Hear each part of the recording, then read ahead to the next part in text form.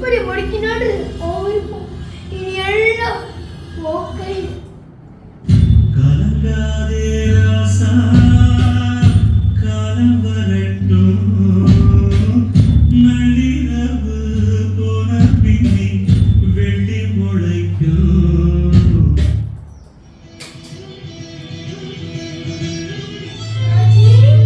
ராஜி, நேற்றிரவு எங்கே தூங்கிட்டியாமா? மணி 7 ஆகுது. போய் குளிப்போ. சரிம்மா. அம்மா, நேற்றிரவு கனவுல போனா போனா என்னங்க காலையில் வேற யாரை விட்டுட்டு இருக்கீங்க? சரி சரி ராஜி, நீ போய் குளிப்போ. சரிம்மா. போனா ஒரு வாரம் ஆச்சு. டைம் முடிஞ்ச வீடெல்லாம் போட்டபடி கிடக்கு பாரு. கொஞ்சம் சுத்தம் பண்ணி வச்சுடு. நான் அண்ணாச்சி கடை வரைக்கும் போய் வீட்டுக்கு தேர்ந்த வாங்கிட்டு வந்துடுறேன். சரியா? மறக்காம அம்மாக்கும் ராஜுக்கும் தேவையானத செஞ்சுடு. சரிங்க. அம்மா அம்மா.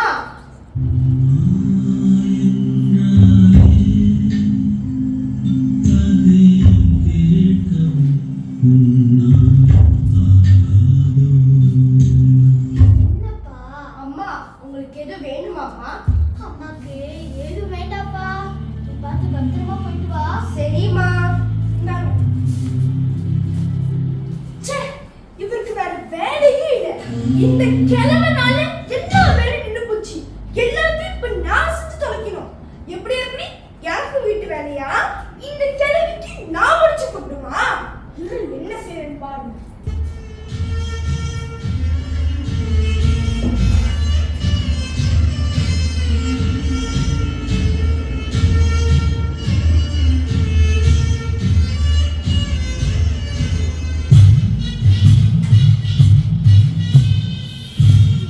ராஜி, சாப்பிட்டு முடிக்கிறேன். சரியா? கொடுங்கம்மா. அம்மா, பாட்டிக்கு சாப்பாடு. இரு என்ன அவசரம்? அத்தை, இந்தாங்க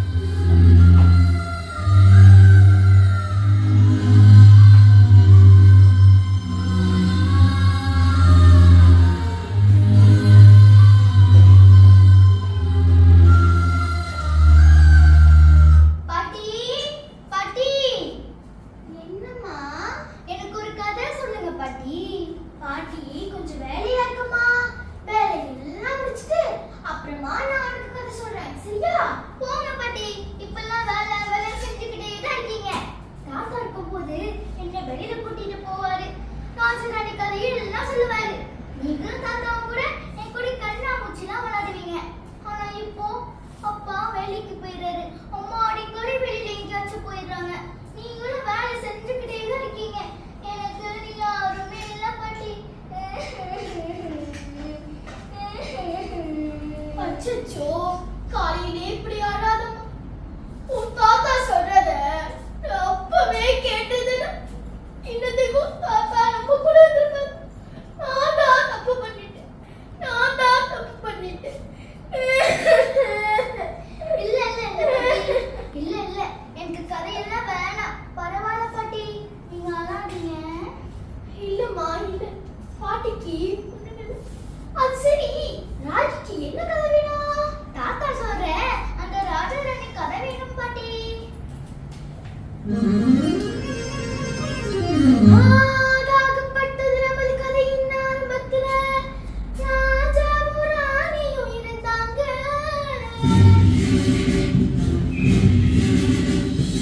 இல்லையே இல்லைன்னு சொன்னவங்களுக்கு கறிவேப்பிலை போல் பையன் பிறந்தாங்க. ஓ, ஒரே ஒரு ராஜராணிக்கு ஒரே ஒரு பையனா பாட்டி? அப்புறம் என்னாச்சு?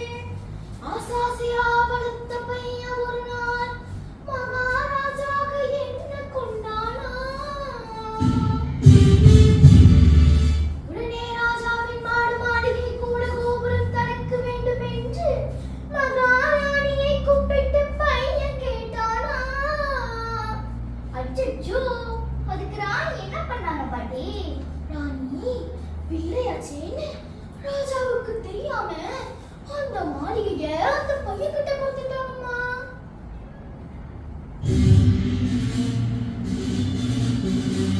அடக்கடவுளே, ராஜா ஒன்னும் சொல்லலையா பாட்டி? உண்மை தெரிஞ்ச ராஜா பூலோகமே வேண்டான்னு நொந்து போய் மேல இருக்கிற வானத்தை தாண்டி ரொம்ப தூரம் போயிட்டாருமா. அப்புறம் என்னாச்சு பாட்டி? புதிய ராஜா அவதரித்தான். அந்த மாளிகையை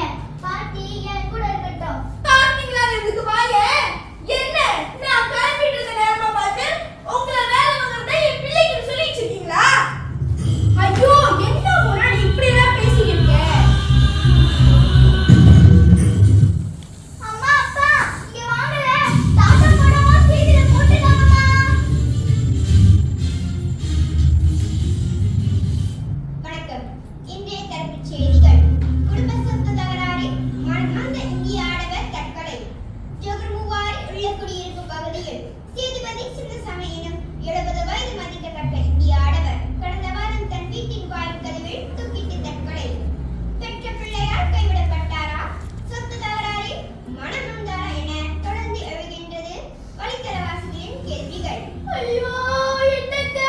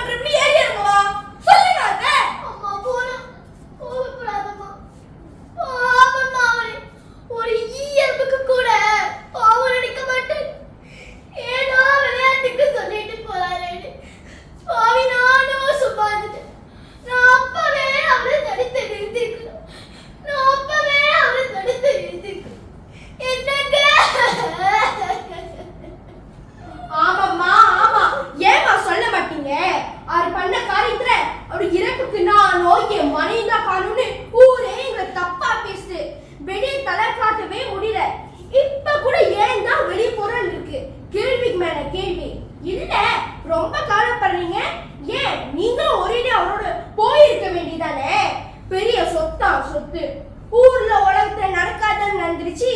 வயசாயிடுச்சே, இதுக்கப்புறம் நாம பொறுப்படுத்திக்கலான்னு வீட்டை என் பேருக்கு மாத்தாங்க. அதையும் உங்களுக்கு கேட்டுதான்மா செஞ்சேன். அதுக்கு போய் என்னைய வழியும் வாய்க்கு வந்தபடி பேசினா நான் எப்படி சும்மா இருக்குது? எனக்கும் கோபம் வராதா? ஐயோ கார்த்திக், போகுண்டா வெந்த புண்ணுல வேலை பாச்சா வலிக்குதுடா.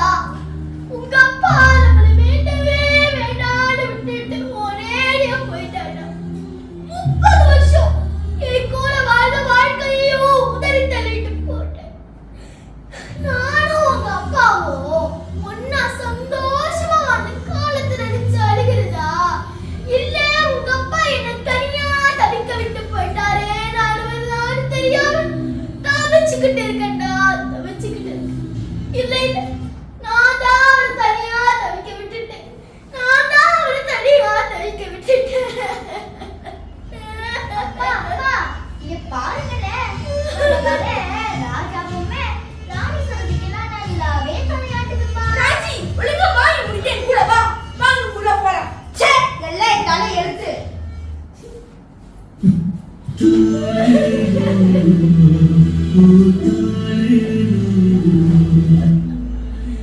என்னங்க, என்ன மன்னிச்சிடுங்க, என்ன மன்னிச்சிடுங்க. ஊரே வெச்ச அளவுக்கு ராஜா மாதிரி வாழ போறேன்னு சொன்னீங்க. இதத்தான் சொன்னீங்களா? என்கிட்ட பேசுங்க, பேசுங்க. எனக்கு தெரியும் நீங்க இங்கதான் எங்கேயோ இருக்கீங்க. என்னையும் இந்த வீட்டையும் விட்டுட்டு அவ்வளோ சீக்கிரமா நீங்க எங்கங்க போக போறீங்க? என்கிட்ட பேசுங்க, பேசுங்க.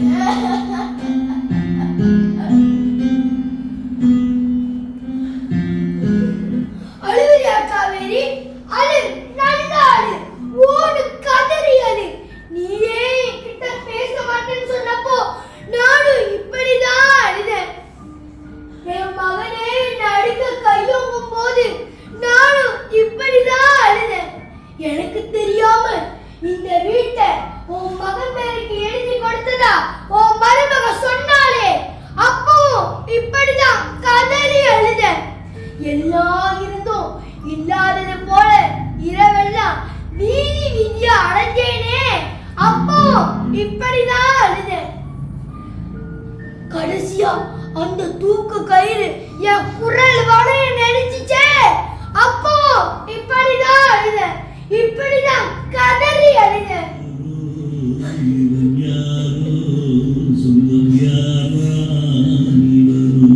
ஐயோ போதுங்க, போதும். இதுக்கு மேல இதை என்னால கேட்க முடியலங்க. தனியா நானே உங்களை இப்படி தவிக்க விட்டுட்டேன். நான் பாதிங்க,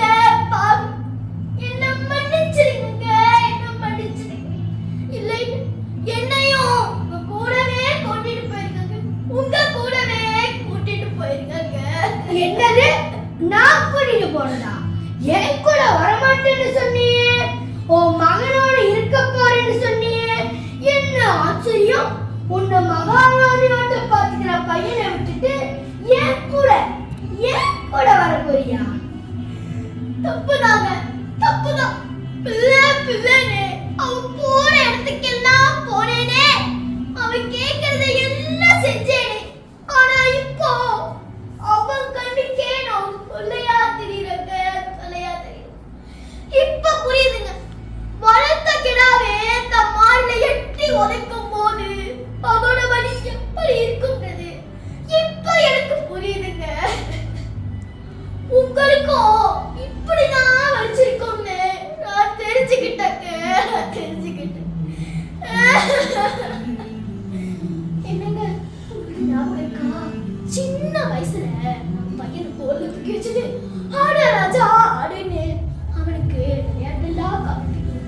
இந்தாயா சாப்பிடு, இந்தாயா சாப்பிடு சாப்பிடுன்னு அவன் பின்னாலேயே நான் ஓடுவேன்.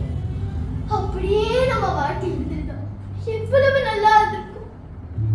அன்னைக்கு ஓட ஆரம்பிச்சா இன்னைய வரைக்கும் அவன் பின்னாலே அவன் இழுத்து இழுப்புக்கெல்லாம் ஓடிக்கிட்டே தான் இருக்கேன், ஓடிக்கிட்டே தான் இருக்கேன்.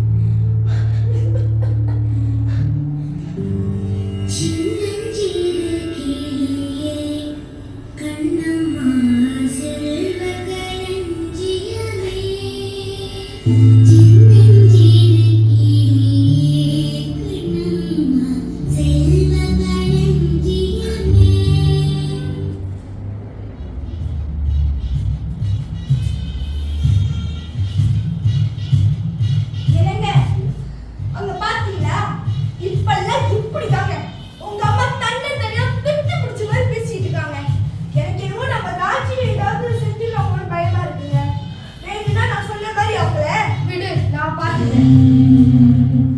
என்னம்மா இது இப்படி பண்ணிக்கிட்டீங்க? இந்த மாதிரி நிலைமையில என்னாலையோ இல்ல பூனாவாலையோ உங்களை எப்படிமா பாத்துக்க முடியும்? அப்பா நம்மளை விட்டுட்டு போன குற்ற உணர்ச்சி என்ன கொல்லுது. வேலை கூட ஒழுங்கா செய்ய முடியல. இதுல மருத்துவமனை வீடுன்னு உங்களை எப்படி நான் கூட்டிட்டு அலைவேன்? நான் வேணும்னா அவங்களை ஒரு நல்ல உதவி இல்லாம பார்த்து சேர்த்துறேம்மா. அப்ப யாரும் அவங்க கவனிச்சுக்க யாராவது இருப்பாங்க?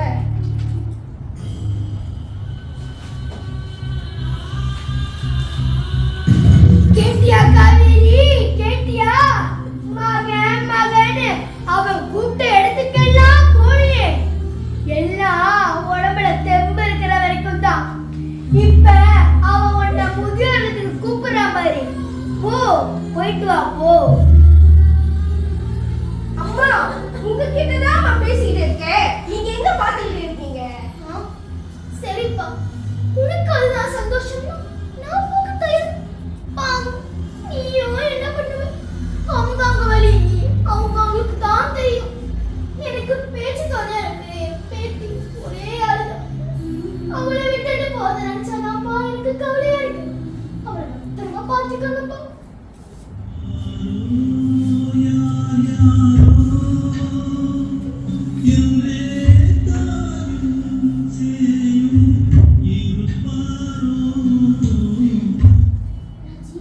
அம்மா அப்பா சொல்றதை கேட்டு நல்ல பிள்ளையா இருக்கு. சரியா? சரி பாட்டி. அப்பா அப்பா பாட்டி எங்கப்பா போறாங்க? வேண்டாம்ப்பா, பாட்டி எங்க போக வேணாம்னு சொல்லுங்கப்பா. அப்படின்னா கண்ணு, அப்பா என்னை இன்னும் நல்ல வசதியான மாளிகைக்கு கூட்டிட்டு போறாரு. அங்க பேச்சு துணைக்கு பாட்டி வயசுல இன்னும் நிறைய பேர் இருப்பாங்க. இன்னும் நல்ல சாப்பாடா போடுவாங்க. பாட்டி போயிட்டு வரேன். உங்க அம்மா இவ்வளவு சீக்கிரம் சிரமம் நினைச்சு கூட பாக்கலங்க. அதான் நீ நினைச்ச மாதிரி நடந்துச்சு. இப்ப சந்தோஷம் தானே? ஆமா, என்னாலும் உங்க அம்மா முதலுக்கு போற மாதிரி இப்படி சந்திக்கிறீங்க. எப்படியோ தொல்லை ஒன்று ஜாஸ்தி.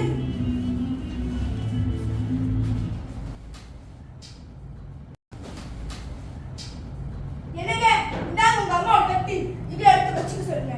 ராஜி ராஜி. என்னப்பா? இந்த தட்டை பாட்டிட்டு கொடுத்துருமா. அப்பா என்னன்னா தட்டை நானே பத்திரமா வச்சுக்கிட்டா. எதுக்குமா இந்த தட்டு? இல்லப்பா, வயசான பாட்டிக்கு அம்மா இதுலதான் பழைய சோறு போடுவாங்க. அப்போ உங்களுக்கும் அம்மாக்கும் வயசாச்சுன்னா நானும் இந்த தட்டுல தானப்பா அவங்க 2 பேத்துக்குமே சாப்பாடு போடணும். அதுக்காக தட்டு வேணும் தானேப்பா.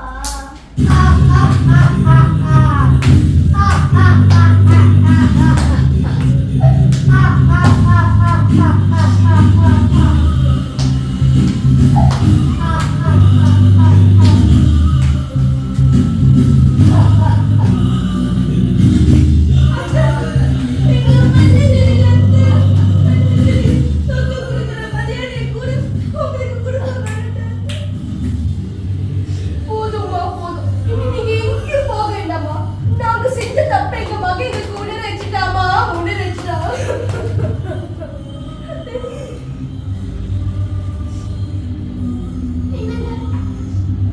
நீயாச்சும் குடும்பத்தோட சந்தோஷமா இருக்காதே.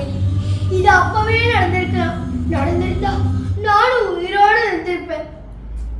பெற்றவங்க பிள்ளைங்களை ராஜா மாதிரி தான் பாத்துக்கிறாங்க. ஆனா அந்த பிள்ளைங்க வளர்ந்த பிறகு அந்த பெத்தவங்களையே பாரமா நினைக்கிறாங்க. பெத்தவங்களாச்சே நாங்க எங்க பிள்ளைய மன்னிச்சிட்டோம். ஆனா அந்த ஆண்டவன் ஆ, ஆ, ஆ, ஆ, ஆ.